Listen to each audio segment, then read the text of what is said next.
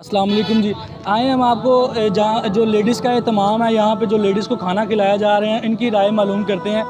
इनके जो मामलात हैं वो कैसे जो हैं गुजर बसर हो रहा है इनका। जी अम्मा जी की हाल है, ठीक हो? हाँ जी, ठीक ठाक। ਤੁਸੀਂ ਇਸ ਦਸਤਰਖਾਨ ਤੋਂ ਕਿੰਨੀ ਦੇਰ ਤੋਂ ਖਾਣਾ ਖਾ ਰਹੇ ਹੋ? बड़ी देर तो भाई खा ਕਿੰਨੀ रहे ਦੇਰ ਤੋਂ ਖਾਣਾ ਖਾ ਰਹੇ ਹੋ?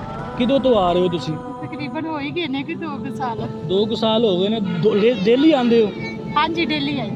ਤੇ ਇਹਨਾਂ ਦਾ ਖਾਣੇ ਦਾ ਮਿਆਰ ਕੀ ਹੈਗਾ, ਕੀ ਵਰਤਾਓ ਹੈਗਾ ਇਹਨਾਂ ਦਾ? बहुत अच्छा इंतजाम है भाई, बहुत अच्छा इंतजाम। ਤੁਸੀਂ ਕੀ ਪੈਗਾਮ ਦਿਓਗੇ ਜਿਹੜੇ ਇਹਨਾਂ ਤੇ ਅਹਤਿਆਤ ਜਿਹੜੇ ਦਿੰਦੇ ਨੇ ਇਸ ਇਦਾਰੇ ਨੂੰ, ਜਿਹੜੇ ਫੰਡਸ ਦਿੰਦੇ ਨੇ, ਜੋ ਲੋਕਾਂ ਵਾਸਤੇ ਆਸਾਨੀਆਂ ਵਾਸਤੇ ਜੋ ਇਸ ਇਦਾਰੇ ਨੂੰ ਫੰਡਿੰਗ ਕਰਦੇ ਨੇ ਜਾਂ ਖਿਦਮਤ ਕਰਦੇ ਨੇ ਇਸ ਇਦਾਰੇ ਸੇ, ਜੋ ਇਦਾਰਾ ਤੁਹਾਡੇ ਐਸੇ ਕੰਮ ਕਰ ਰਿਹਾ ਹੈ, ਤੁਸੀਂ ਕੀ ਚਾਹੋਗੇ, ਕੀ ਪੈਗਾਮ ਦੇਣਾ ਚਾਹੋਗੇ? ਭਾਈ ਅੱਲਾ ਵੀ ਉਹਨਾਂ ਨੂੰ ਸਿਹਤ ਤੰਦਰੁਸਤੀ ਦੇ, ਉਹਨਾਂ ਦਾ ਬਹੁਤ ਸ਼ੁਕਰੀਆ। ਉਹ ਸਾਡੇ ਵਾਸਤੇ ਇੰਨਾ ਕਰ ਰਹੇ ਨੇ, ਉਹਨਾਂ ਦੀ ਮਿਹਰਬਾਨੀ ਹੈ।